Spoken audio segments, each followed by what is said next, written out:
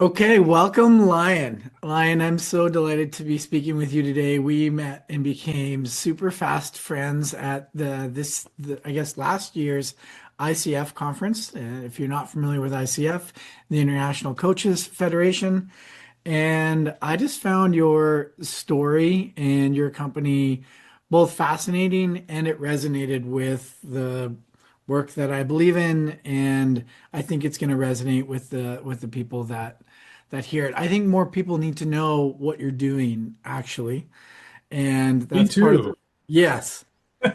So that's part of the reason why I really wanted to have a brief interview, really about change and transformation. Like this has been something that's been past like change and transformation. So I'm going to start with a question. How do you define transformation? Well, I like to use the analogy that everyone uses, which is that a caterpillar turns into a butterfly. That's true transformation, because trans means change and form is form, right? So you change form. So there's a lot of different kinds of change. You can change your mind. You can change how you feel. You can change your body by strengthening it or laying around and weakening it. But transformation is really a shift in who you are. It's at the identity level. So someone who's transformed comes out feeling like a different person. And they are a different person because they've changed something fundamentally inside their structure that was running them before that isn't running them now. Now, for me, the goal is to become more and more your true self, who you really are, rather than the masks and the strategies you've used your whole life because that's what you learned as a kid how to get along and you're still using them. So that's my definition of transformation is it's change at the identity level. Okay, thank you. Thank you. And in today's world of coaching and programs and so many like things, there's a lot of people doing a lot of work or that have taken a little bit of this or a little bit of that. Help us understand the foundation of your work. How is it maybe different than what other people have experienced or maybe tried and had not work? Let's start with what coaching is. Coaching is defined as helping people get from where they are to where they want to go. Okay. And the Coaching Federation, as well as other coaching institutions and schools, have said coaches work with people where they are now and where they want to go. And we don't work with the past. We leave the past to psychotherapists and psychologists and psychiatrists. That's their territory. Our territory is here and the future. Okay. That's a very beautiful sentiment, but it doesn't work Yeah. because what holds us back from being where we want to be is stuff from the past. It's our limiting beliefs that we accumulated during our lifetime. It's the childhood wounds that are still impacting us and causing us to react in certain ways. It's the procrastination that we learned was a really good idea in school because we didn't have to do our homework until we had to. But now it's interfering with their desire to move forward. So most people know what they should do to be successful in Hmm. their career or even in coaching as a career, but they don't do what they know how to do, but they don't know why they don't do what they know how to do. Hmm. So for me, that's the interesting part. It's like, why are people behaving the way they are behaving? Why do they do what they do and don't do what they don't do? If we could get to that fundamental link in the chain, we could create transformation. And that's how I came about this training is by looking at my own stuff, my own structure for 45 years and trying to understand it and change it. And then some changes were powerful and transformational. Most were not. Most of the changes I experienced were temporary or partial. I felt great for a couple of days and then I was back to my old self, or I had a new habit for a week or maybe two, and then it kind of went away. And Hmm. this is what most people experience because change is not easy. It can be transformational, but it takes a certain right combination to be transformational. And then you are a different person and you have different habits and different reactions, and your life changes. Otherwise, you have to keep pounding on the old pattern, hoping that it goes away, but that doesn't work. So that's how I came about this particular study and put together this program is I gathered all the things that had transformed me, not just Hmm. changed me a little temporarily, Hmm. and then now I'm teaching how to transform other people to coaches, therapists, healers, consultants, lawyers, doctors, anybody who wants to help their clients change. Right. So we're using the metric of like long-standing change, right, as like truly a different form. Yes. And your life experience has brought you to learn a number of techniques because I love what I love about your training is it's technique. It's like, hey, do this in this order, and you're working with the structures that matter. And what do you say to, I think, the all common experience of, hey, I did it, and you just described it a little bit, and it worked for a while, and then I reverted back. Or it worked a little bit, and I thought I was transformed, and then I ended up back in the same spot.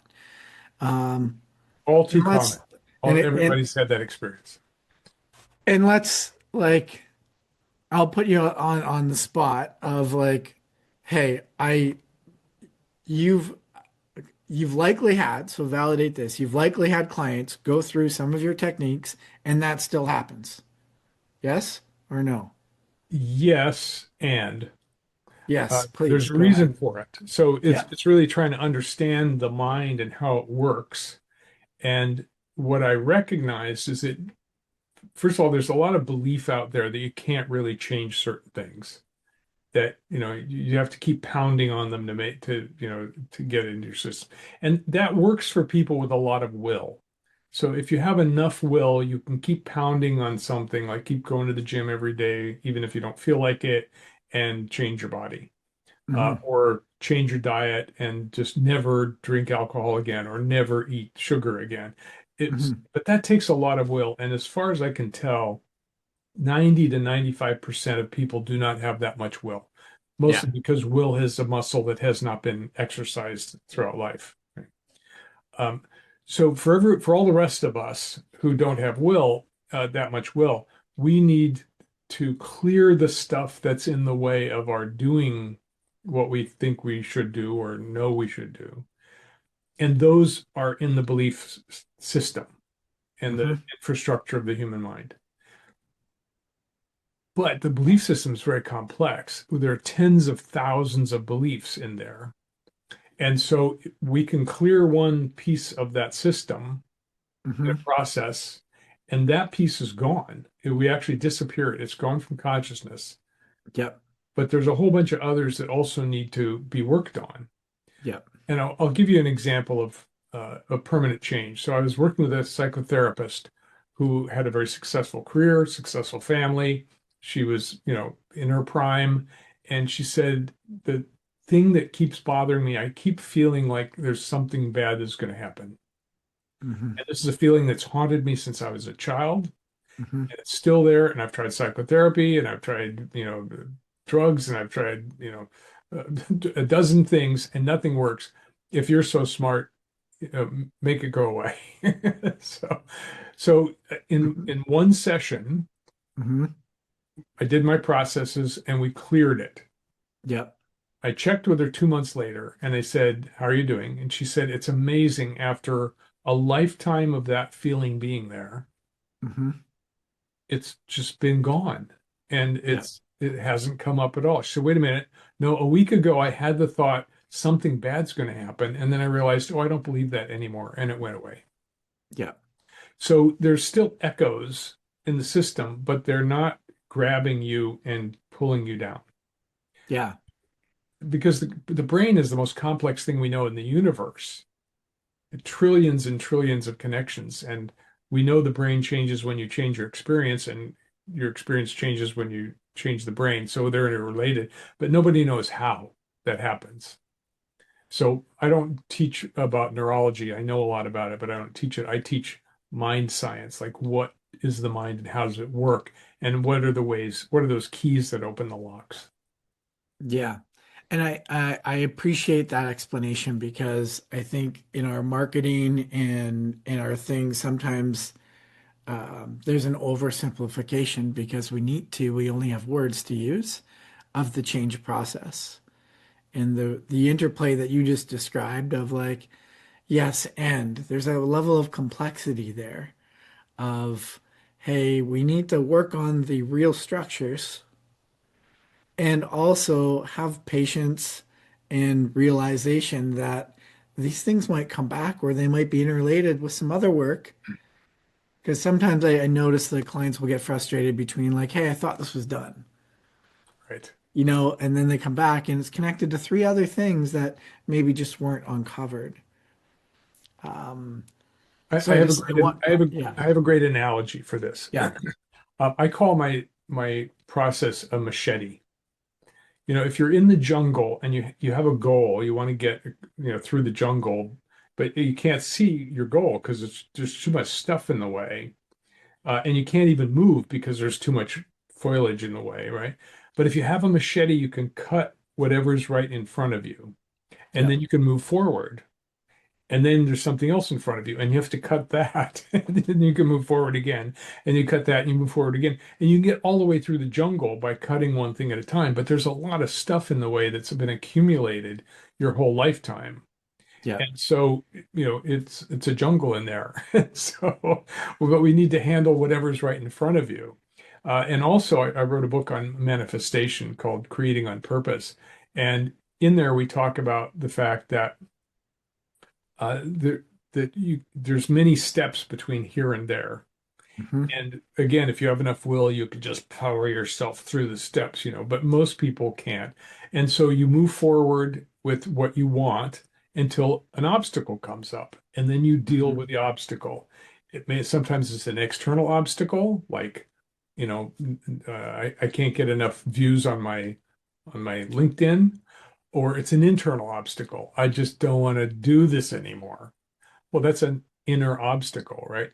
But you can handle the obstacle as it comes up.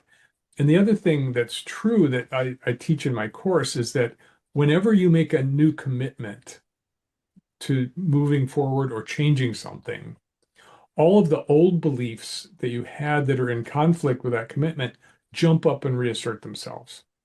So you Mm. say, I'm going to lose 10 pounds before I have to go to the wedding. Hmm. Great, except the old beliefs come up and they start talking to you. Come on, you've never lost 10 pounds in your life. You know Hmm. this is Hmm. impossible. You can't start the diet until you eat that chocolate cake in the refrigerator. You're never going to fit in that dress. Forget it. Just get the dress. Expand. So all of the old beliefs come up at once, Yeah. and then the person collapses in the face of all of that resistance. But Hmm. if you have the machete, you can go, thank you very much. Thank you very much. Yeah, thank you very much. Okay, now I can do what I said I was going to do. Yeah. So there's for coaches, you're giving coaches a tool set, right? A really, Yes. really valuable tool set to work with their clients. And then is it your experience that there's also some coach client transfer of like, I'm a client and I've gone through this and now I've learned how to manage my own jungle better. Does that transference happen? Yes, absolutely. Because once you've done enough of this kind of work, you can do it yourself. Not Yeah. everybody can, but most people can. It's People say, well, can I use this technique on myself? And my answer is yes, but it's a lot like cutting your own hair. It's like you Mm. can cut your own hair in the mirror and you can do okay with it, but you'll never be as good as someone who can see you from the outside. Yeah. Uh, and if you need brain surgery, you wouldn't want to do that yourself. So, Yeah. so there's certain things that are big enough. Like many of my coaches come back to me and say, I've been working on this thing for a while. I can't figure it out. Help me. And so it just takes a little, few master tweaks to clear that stuff. But yeah, our training is 20 different processes. and you use them depending on what the situation is and who's in front of you, because everybody's different. So it's Hmm. not a one size fits all, just do this to everybody. That's called if all you have is a hammer, everything looks like a nail. And there's a Hmm. lot of techniques like that. Like just do this on everybody and everybody will be happy. And it does work Right. for most people. Um, so 20 tools, you become a master craftsman. You say which tool is right for me. And then those, as the person works with you as a coach, they get better and better at doing it themselves. So then they come Right. back to you for the hard stuff that they can't do themselves. Yeah. Yeah. Okay. Thank you. Um, let's talk about proof. There's a lot of like, oh, these techniques work or this or that. It's confusing as F out there for people, for coaches looking for which training or tools to use. I know that from, having inviting people to my own work and clients being like, well, what modality, this, that. You've been doing this for a long time. Had your training available for over 15 years. What's the proof? Like, you look at me today and be like, this works. How do you know it works? The most common thing I hear from my trained coaches is these are my first go-to tools because they really work. Yeah. So that's anecdotal, but we recently had a government contract working in the field of poverty, and we do a lot of testing before and after our training and before and after our coaching. And we've got an article that's currently in a peer-reviewed journal, being peer-reviewed, and it should be published in May, that shows that of the people that we worked with who are in poverty, trying to change their mindsets, trying to change their inner landscape so they could get out of poverty, Hmm. 50% of the people we worked with made significant strides out of where they were toward either entrepreneurism or getting a better job or getting more education. And that's very significant because the government's own statistics for what they do is about 6 to 10%. So Yeah. so anyway, that's we've got a lot of evidence that way. We do personality testing using the Big Five personality test. I don't know if you're familiar with it, but we reduced uh, neuroticism, one of the five personality qualities, the negative quality, by 37% on average in our trainings. So Yeah. that's very significant statistics that we've been gathering, and so yeah, it's evidence based. It's not just anecdotes Yeah. based. Yeah. Okay. Thank you. How about like how long do these typically take, right? If we were doing a session and I was coming to you and I'm like, um, you know, I've always had a fear of I can probably pick a real one. I've always had a fear of not having enough. Let's say that was a thing I did. How long would it take for us to work through, for you to choose a technique, for us to go through it, and for me to go experiment with the new identity of me? My first sessions are always 2 hours Yeah, because it takes time to connect, make sure, do the testing, make sure you're in a yeah, good place to do this work, yeah, and then begin the process and start excavating the core cause, and then doing the process to clear it. Um, let's say 10 sessions in, so that may take 2 hours. yeah. Uh, 10 sessions in, you come to me with I'm afraid of snakes. We could be done with that in 20 minutes. Oh wow. Yeah. Yeah, So it's a rapid process because we're going right to the core in the yeah, belief system, in the experiential structure. By the way, a lot of people think of beliefs as mental constructs. And so a lot of belief change methods are mental, but we're not just mental. We're mental, yeah, emotional, physical, yeah. spiritual, energetic, relational, Hmm. cosmic, karmic. We have lots of aspects to us. So when I talk about beliefs, I'm talking about multidimensional infrastructure of the mind. Hmm. It's Yeah, what the mind is made of. It's not just made of mental thoughts, but experience. Experience is multidimensional. Beliefs are multidimensional.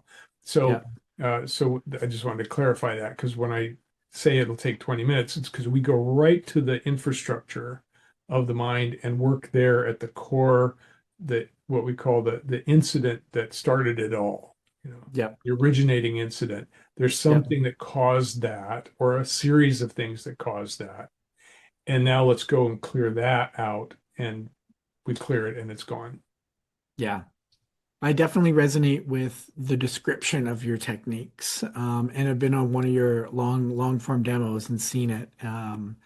And finding that, so I'm trained as a master hypnotherapist, and finding that original event, doing the structural clearing. The analogy I use is like a computer program. And sometimes it's like you can watch the person actually, and I felt this in my own structures of like, oh, I believed that before. And it's like you're putting into this new program of like, oh, I'm gonna have this other operating system. And it's not that the echoes don't come back, but now you've got this operating system that just allows you to deal with them in a different way. So I can tell you from my own personal experience, this stuff does work, and it works, better than anything I've seen out there today. Thank you. I respect hypnotherapy a lot, and it can be done so many different ways that I know Yeah. that there are some ways that really work well and Yep. others that don't work so well. And also, there's a lot of people who are going, "Ooh, hypnosis. I don't want to be Yes. hypnotized." So Yep. we don't use hypnotherapy. We use guided visualization, which probably is It's in the same region, right? It's like yeah. still working with the mind, and there's Yeah. lots of people who work with the mind. The principle that I found to be important is that you have to clear the original thing first Yep. before you add something new. Yep. Because otherwise you're just adding, whipped cream on a And wound. you've got yeah, you've And got then that exactly. tension, or that yeah, the two Right. parts fighting each other. Yeah. Right. Exactly. So we make sure the first thing is clear, and then in that clear space, now what do you want to believe? What Yeah. do you want to believe about yourself? Who do you want to be? Who are you truly? Yeah. You're beyond what you thought you were. Your identity is, you're a cosmic being of light, love, and virtue. How do you want to manifest that in the world? And now because there's no interference, it's like if you're going to build a garden, the first thing you do is you clear the rocks and weeds. Because if you Yeah. throw your seeds on rocky, weedy ground, you're not going to get much. But if Yeah. you clear the ground, prepare the ground, then you plant your seeds, then the new seeds can grow and flower without interference. You still have to Yeah. weed, right? Every once in a while, you have to go and pull the weeds, but now you've got room and space for it to grow and flower. Yeah. I recently, when I think about your work, I recently polled some coaches, like a bunch of coaches, and the number one thing that came back in terms of frustration is clients feel like it seems like they've done like the work, and then they revert back. It's seeing clients backslide. And so if you're a coach, therapist, guide out there listening to this, and if you're experiencing that in your work, I hope that you'll consider checking out your next class, because I think when I think of why do we get into this industry, it's to create change, to create real change, and it's so frustrating to be out there and to think you've done, transformative work, but it's only been like the form hasn't changed.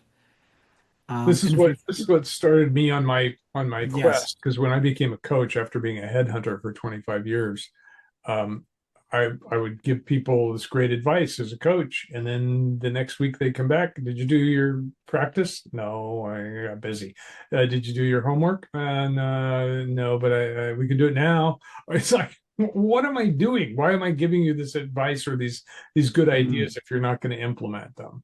And that's yeah, when I started thinking there's got to be a better way than this. Where are you now, and where do you want to go? And let's make sure you get there, and I'll hold you accountable. Like that just wasn't working. And so yeah, that's when I started applying these therapeutic techniques and experimenting. And that was 20 plus years ago.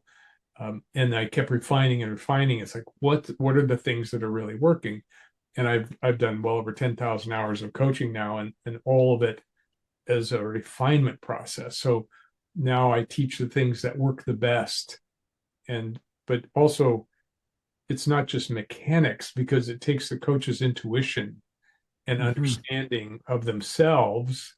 They Hmm. have to clear themselves in order to clear other people. So part of the training is people are really are clearing their own stuff so that they Yeah. can be clear channels for their intuition. Because intuition comes in. It's like I've got to feel into this person's psyche and trace like what can they not see, right? We Hmm. have to see what they can't see and go deeper than they can go. Thank you. I want to bring this into a landing with a few things. The first is for the person listening that feels blocked, that has something and they've done the work and they still like, what practical recommendation do you have? Right? So this is the everyday person and they're trying to get help out there and they're a little bit overwhelmed and they're not sure where to get it. Where do you recommend that person starts? Or what do you say to that person, you know, you've met them on the street and they tell you they've got this and you've only got a couple minutes with them. Well, how do you leave them? Probably frustrated because That's fair, yeah. because I can tell them, who to go to, one of my trained coaches, or take my training. I do have a product called Clear Your Beliefs, which is a self-paced program, and we're polishing that up. I can send you a link later.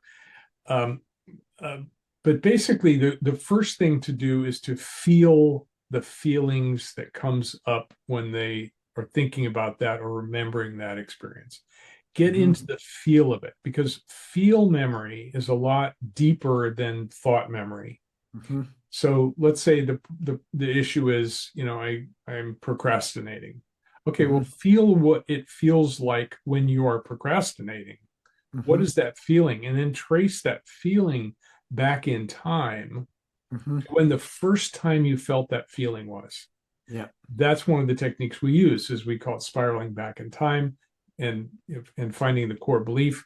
And so if you can trace that back and see what incident, that's that originating incident, when did you first have that experience? Hmm. And then you've got the root and you can pull the weed out from the root, because Yeah. otherwise you're just cutting it off at the surface or trying to pound it back into the ground, neither of which work very well. Yeah. So that would be that's when I do large group presentations, those are some of the techniques I use. Feel what the problem is, feel it Yeah. in your body, get to know it in your body, because now we're in the somatics of the body, the feel Yeah. of what that thing is, that frustration or the sadness or the grief or the whatever, or anger, whatever that feel is, and trace that back in time. And you're going to get to the root a lot faster. Yeah. I'm gonna translate that into even like I'm imagining you walking by somebody and keep me honest if I translate it like and still keep the integrity, okay? Um, okay, you're on the street, they just unloaded, and you're like, listen, we only have a minute, so I'm gonna tell you some really simple things. One, you got to move towards the full feeling of whatever it is that's stopping you. Like really move towards it, and you got to learn how to feel that in your body. Two, well, I kind of did that. Two, um, find somebody, a practitioner that understands the body, that understands somatics, is going to help you find when this first started. Because it's not about what's happening now. This started a long time ago. Find a practitioner that's going to help you to find that and that you feel really safe with. You got to do those two things to get to the root for you to move beyond this. Everything else, probably going to be a little bit of noise and a little bit of tension, which it sounds like you've already felt. So feel it all the way through, even if it's uncomfortable. Find somebody that knows the body, and they'll help you find the original vent of that thing. That's good. I Is like that that. I might use ish? that the next time I meet somebody on the street. I just met a woman who had come to my webinar recently, and she was telling me she was a veteran. She was about to be homeless. She couldn't find a job. I mean, tragic circumstance. Um, Hmm. and as I began in the conversation, it was an hour-long conversation. I found out all of the trauma she had been in from childhood. Hmm. This is a big case. This takes a master trauma specialist like me or like you to work with people who are in that kind of shape. Um, Yeah.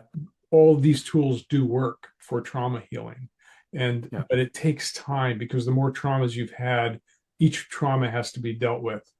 And so Yeah. I've worked with people who had unbelievable traumas as children, and it in one case it took 2 years, but she went from being homebound to being out in the world, and Hmm. and so that was a big transformation. But there's so much trauma there that it took a long time. So if you've got trauma, find a trauma specialist, not Hmm. just not just a practitioner, not just a someone who's has a technique.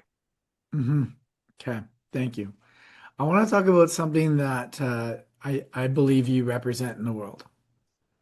And I felt it like as soon as we met, we had that beautiful conversation. And it's like you can separate the bullshit from the, okay, this guy is like gone deep and figured some stuff out. And you've shared with me that you're moving into a different stage in your life. You're moving into a retirement stage. Believe you're going to be working more one-on-one with people. And you've got this like years and years of wisdom. So it's like legacy wisdom, people that have lived in the world, sorted through this stuff. And for you're about to run what I believe is your last training. Is that correct? Yes. Yeah. And as part of that, you've also reduced the pricing from like it's under half of what it typically is, correct? Yes, it was $9,900 was the retail price of our 6 month training, and we have slashed it for my retirement sale Hmm. to only $4,000. And it's a Yeah. 6 month training, very intense, 10 to 12 hours a week, study and practice. You come out as a certified therapeutic coach, and you have skills to help almost anyone with their problems or issues, no matter what they are. That we touch on trauma healing in the third section of the training. But we say if the person is heavy trauma, get them to a trauma specialist. But for normal traumas that we've all had in life, people can Hmm. work with those traumas. They can work with relational issues, body issues, mind issues. We don't work with people who have diagnosed diseases, diagnosed mental Hmm. health issues. That's Right. just not in our bailiwick. But for the walking wounded, for the people Hmm. who are in the world functioning, we can work with them and help them move forward much faster and much better than most coaches can because we're clearing the past and clearing the past and getting it out of their way so they become more and more themselves, not more Yeah. and more like somebody else or more and more you know uh, Superman, but more and more themselves, and that changes your life. Yeah. And your next training starts right away within the next kind of 3 weeks, end of the month. The start date to March 31st.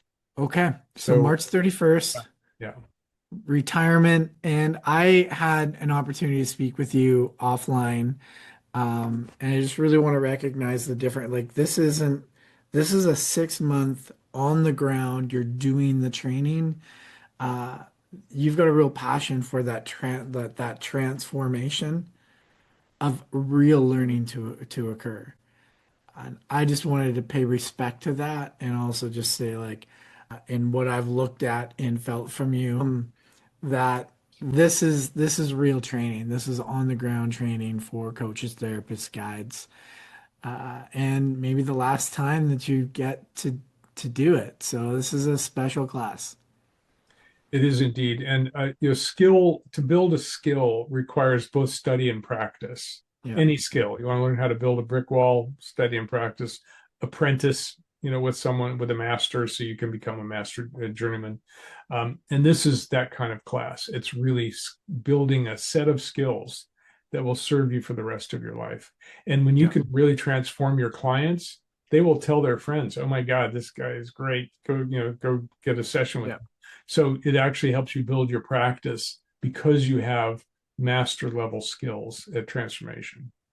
Yeah, 100%. I had uh, in the body of work that I created, it's an assessment and it measures that. And where I really see like the where my work start is in the beginning of the process, where it's like you identify where that root is, where the belief is, and then your work is this foundation of how to find that and rip it out. So our work pairs really, really well together, which is why I definitely wanted to do this interview and introduce it to the coaches, guides, and therapists in the world. I appreciate your time. What's a question that I should have asked you, or that you wished I had asked you, and I didn't?